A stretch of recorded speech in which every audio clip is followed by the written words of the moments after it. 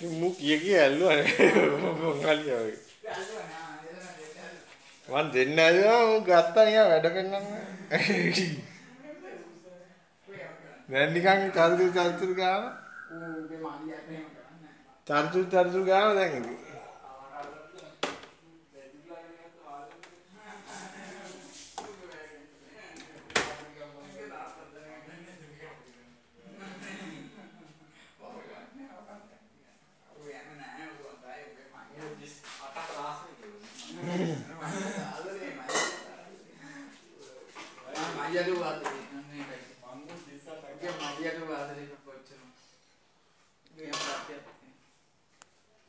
Maya.